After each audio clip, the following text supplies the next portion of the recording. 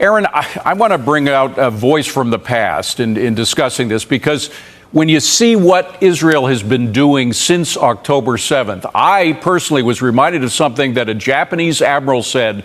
He was the architect of the attack on Pearl Harbor. He said right afterwards, and I'm quoting here, "I fear all we have done is to awaken a sleeping giant and fill him with a terrible resolve." I have a feeling a lot of people in Iran are thinking that right now, don't you? David, I think that's a good quote right there. I think I wouldn't necessarily call it a sleeping giant or a bear.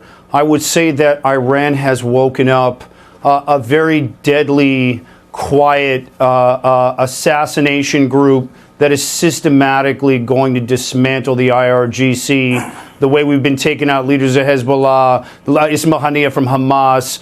It's a little more deadly than the giant bear. We do things a little quieter.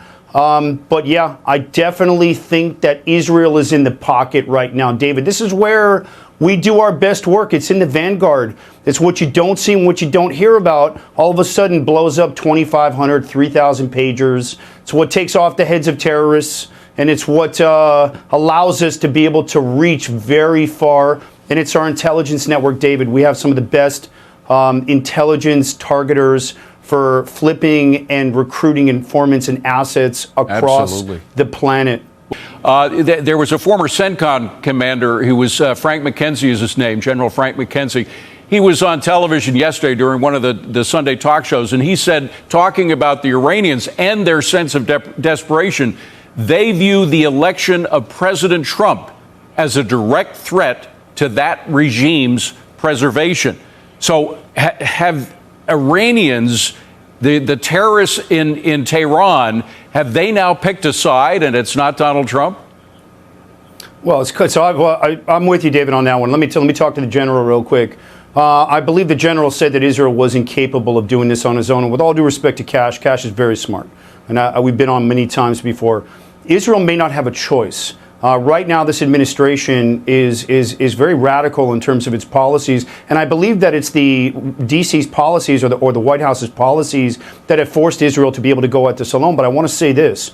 The Americans better start getting on board with how we're conducting operations in special operations, in our counterterrorism capacity, our use of deception as a tool, our use of psychology as fear, because the one thing that people fear more in Iran than getting killed by Israel is the thought of getting killed by Israel. And we play that psychology and understand it well, and we'll continue to trim those bushes and dismantle those terror leaders. But again, if we have to go at it alone, David, we will. We don't have a choice, but the Americans need to start getting on board with how we're conducting operations, because they're talking to Israel, but the next target's going to be here in the United States, and everybody here knows that. How's it going, guys? Aaron Cohen here, Israeli Special Operations veteran.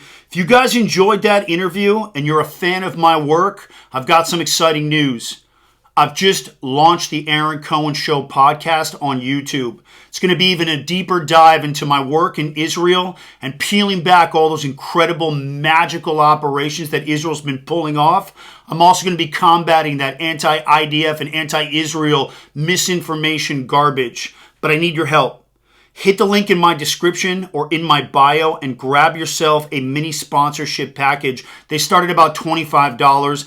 Help support the first season of the Aaron Cohen Show and become a sponsorship team member. Appreciate you guys.